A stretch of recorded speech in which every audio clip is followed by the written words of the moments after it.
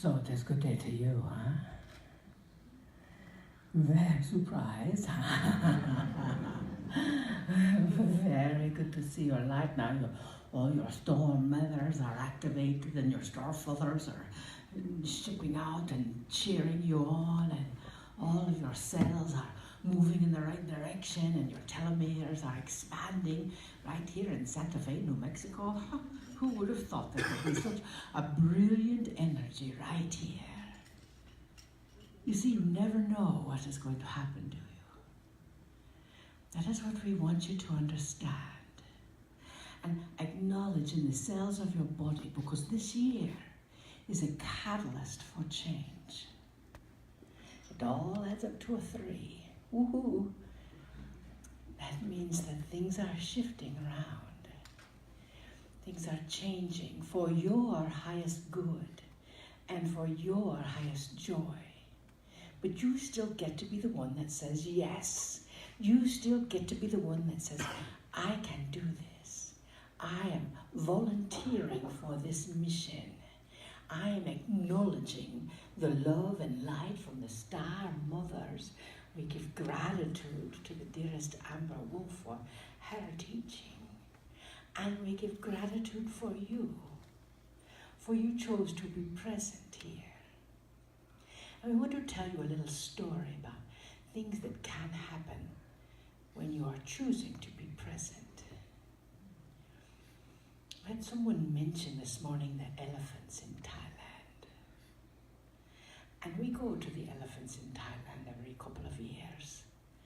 And last time we were there, we witnessed something that we've never encountered before at an elephant rescue park. You know, elephants have a new part of their brain, have an old part of their brain that carries the wisdom of their ancestors. You know, you have that same part. It has remained dormant for a while. Are you ready to activate it? To have all the wisdom of your ancestors right here, right now. How many times have you said, well, if I knew then what I know now. Well, we were out and we were given a gift to be taken out into a crowd of elephants. Something happens to you when you have baby elephants and the grandmother elephants all there together. And elephants are very big. And we were there, and one elephant recognized one of our people that we brought there. And she had never been to Thailand in this lifetime.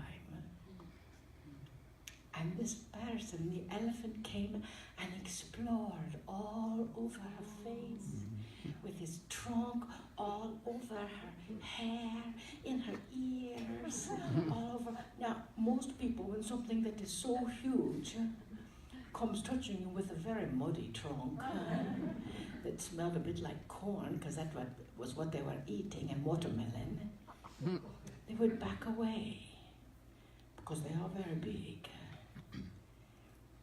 And this wonderful woman received it and said yes to the wisdom of that elephant, and said yes as this elephant explored her. She explored it back. And at the end, she looked into our eyes and said, I have shared the breath of my grandmother elephant. She went back to her home country, changed her name to Ellie, changed her job to the job that she loves, changed her life to the life that she loves. Because when you share the wisdom that you have carried in your cells for thousands of years, and it comes to the surface and breathes into you, things start shifting around. And all you need to do is say yes. All you need to do is say yes to you. Say yes to your next step. Say yes to the love that is within your heart. Say yes to the joy that is shifting all around you. Say yes to you and let the universe take care of the details. When you let the universe take care of the details, you never know what will show up. Maybe an elephant, huh? Maybe a dolphin, huh? Maybe a little puppy, huh? Maybe your soul of joy. The new times are different from the old times, eh? You are stepping into a new age. We talked to someone this morning that gave us a book that said, Paradigms Lost. Oh, paradigms. There's no paradigms now. Your soul has gone where no one has been before. Do you hear the Star Trek theme somewhere? You see, dearest, that's the key. That's the energy of love. And all you need to do is say yes. And feel that energy in the cells of your body, just as she felt that elephant exploring her heart. The universe is exploring your heart to say, what is it that you are choosing? What is it that just brings such joy to your heart that it feels like it will expand and encompass this whole room, encompass this whole planet? What would it feel like if this whole planet and all the peoples on it felt that same love that you feel right now? Breathe into that intention, dearest. And know that everything is possible. It starts with you. You are the ones we are waiting for. We have no need to wait any further. Step up to the plate.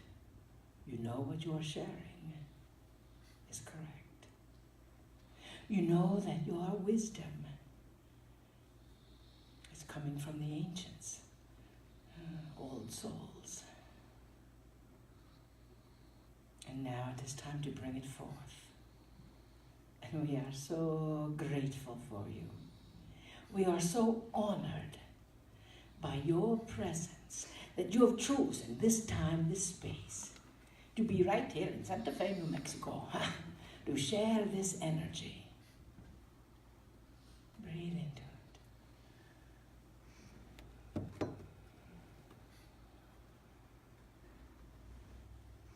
We love you deeply. We see you. We see your heart.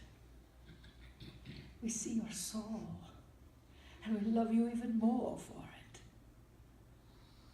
We see the wisdom of you. And that excites us. We honor you for your courage. And we bid you namaste. Namaste.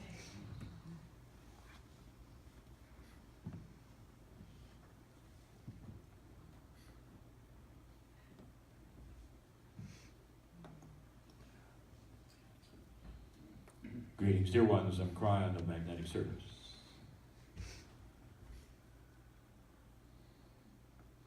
I wish to continue the theme of love.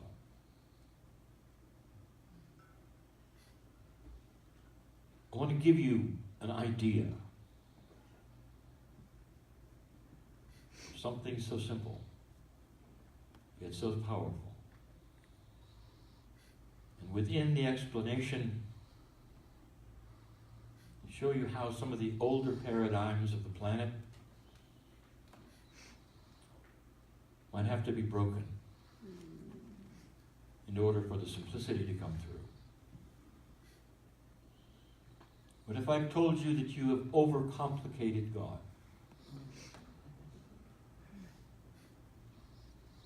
This comes, dear ones, from the humanism idea that grand things must be complicated. The old paradigm of human perception is filled with old consciousness and old ideas and old ways. Good for their time, working for their time. But it doesn't mean that you have to pull them in to something that is brand new. We've spoken of the energy which is new. It's not the energy necessarily, dear ones, it's the paradigm of reality, of what is today as opposed to what was yesterday. And here's how it goes.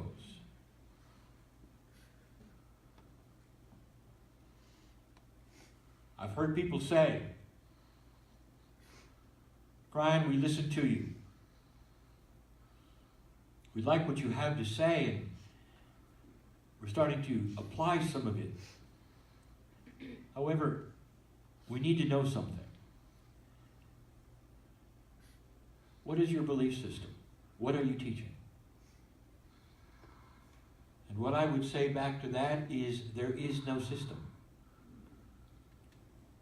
And the human would say there must be. For when you look around the planet, all of those who believe in the creative source have some kind of structure. And in that structure there are rules.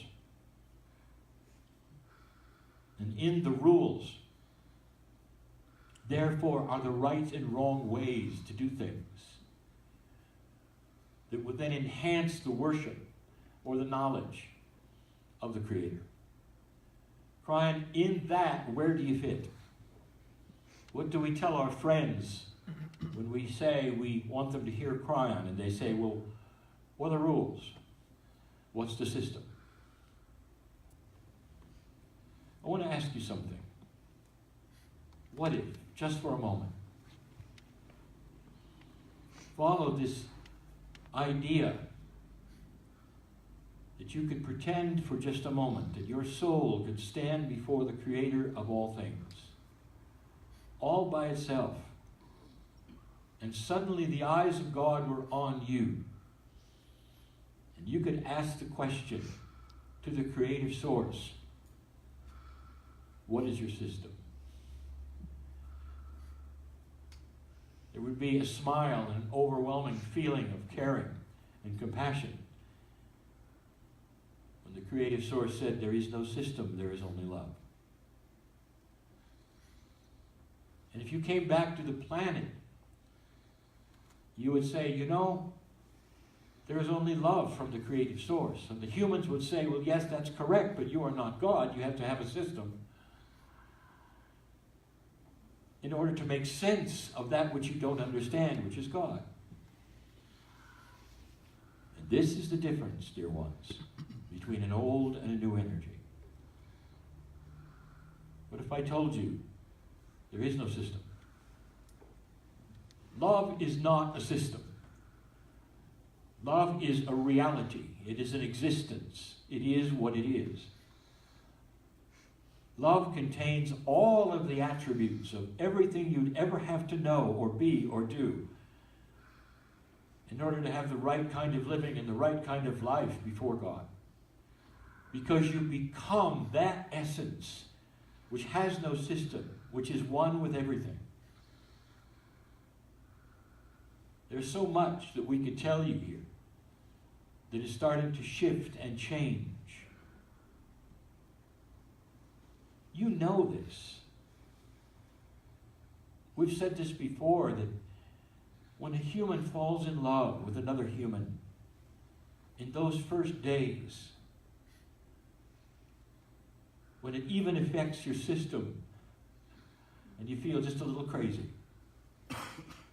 and it's beautiful, that should tell you right then, if one of you asks the other one, well, let's stop for a moment and analyze the system. You don't, because there is no reason, because love is pure and complete. And if it's true love, it lasts a very long time because of those attributes. If If you walk into nature, dear ones, in the middle of the trees and the forests,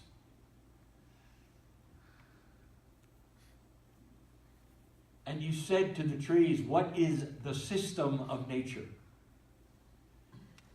The trees would smile at you and say, there is no system. And you would say, well, certainly there is. Look at all of the things that go into making you exist, and you've got to relate to it all. And the trees would say, you see, we relate to it because it's a relationship. A tree will have a relationship with the dirt, with the insects and the birds and the sun, and with carbon dioxide and with oxygen. The relationship is what each tree has, and it's different from tree to tree. But overall, the relationship is about oneness with all things. The tree doesn't have a set of rules that tells it how to live, or where it can put its roots, or what is pleasing or not pleasing to a God that created the tree. That is one of the reasons why you can walk into nature and feel so free, realizing that there is no system of do's and don'ts, because it is self-evident and common sense that the relationship takes care of all of it. There'll come a day when people will not ask you what box you're in anymore. If you say the relationship is good enough. And so I answer, what is the system? No system. It's called love. Because love and that relationship you would have with the Creator itself contains absolutely everything you'd ever need to know. When you have love and compassion, the rules, if you want to call them the rules, are self-evident and common sense on how you treat the one next to you, the ones that you meet that you don't know. The attitude of life that you would have walking into strange places. It changes the way you think about luck, if you even want to use the word. It starts to make you understand that the relationship to the Creator is a design that you create as well. And where you walk, you create love. This is simpler, dear ones, than a set of rules that you have to adhere to. Do you really think that the Creator of the universe cares what you wear? And there are those who do. Because in an old energy, they have created human rules with human ideas and human perceptions, thinking that these are what God would have. And in a new energy on this planet that is starting to appear, all by itself because of what you've done, and this shift starts to become self-evident, more and more will turn away from a system of belief and instead intertwine themselves in the beautiful relationship of love. We have said so many times, the word love to you has so many meanings, and it only goes so far. But I will say to you that it is endless, and it's enormous. It's more beautiful than anything you can even begin to imagine. The light of 1,000 suns is a drop in the bucket to the light of the love of the Creator. And in that, I tell you also that your soul carries all of it.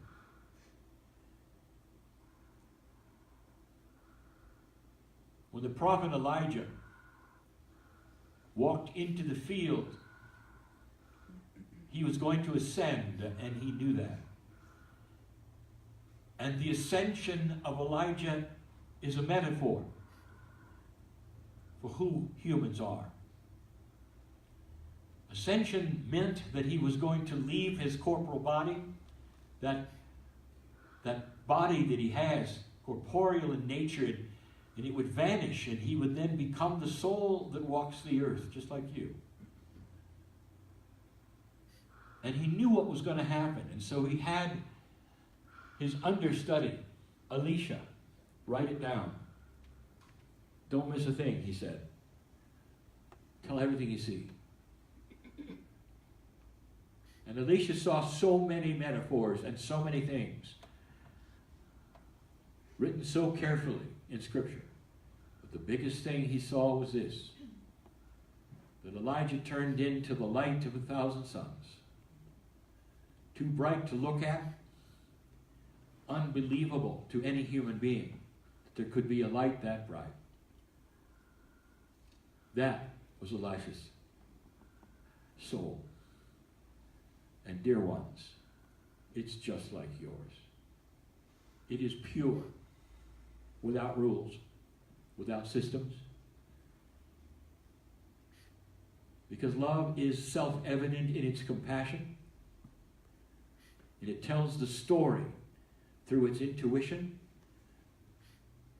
of how you would live and receive and give to every other human or living thing on the planet. It's so beautiful and elegant in its instructions, so intuitive,